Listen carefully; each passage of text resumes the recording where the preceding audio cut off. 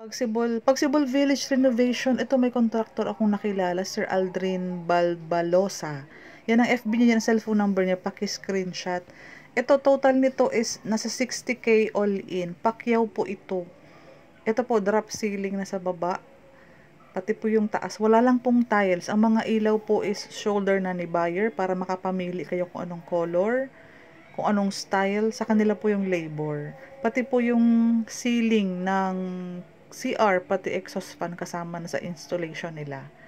Naka-drop ceiling po ang ground floor natin. Ayan, ganito po ang kanilang gawa. Pwede nyo pong i-message or itawagan nyo po, sabihan nyo po, napanood nyo po sa YouTube ni Ma'am Cindy Hapil. Bale, referral ka mo ni Ma'am Cindy para makatawad tayo. Malay mo, mabigyan tayo ng magandang presyo. Pagsibol Village project po na Cavite only kasi taga dito po kami. Ganito po ang kanyang, may mga pamahiin kasing ayaw nila lang nakatapat sa hagdanan, kaya ganun po ang kanilang hati ng partitions. Ito po, kasama na ang polishing, kasama na po ang skim coating, kasama na po ang pintura ng mga kwarto, pati yung pintuan na yan. 60,000 po pakyawan. Ayan, pakitawagan po si Sir Aldrin. Taga dito lang po yan sa amin malapit. So, sa mga gusto magpagawa, depende po kung ano ang gustong ipagawa, kung ano yung mga inclusion, kung ano yung mga kasama ang tiles, kasama kong vinyl tiles, gate, bakod yung gate mismo, kung magkano kamo ang may drop ceiling na ang second floor, may blind installation na doon. Pagsibol Village South, still available po, RFO, for filing na agad sa Pag-ibig, kaya mabilis po ang turnover nito.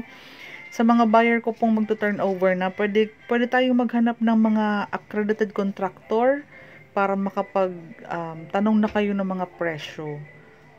Papalegit check din natin kasi mga accredited contractor po is under naman po yan sa HOA.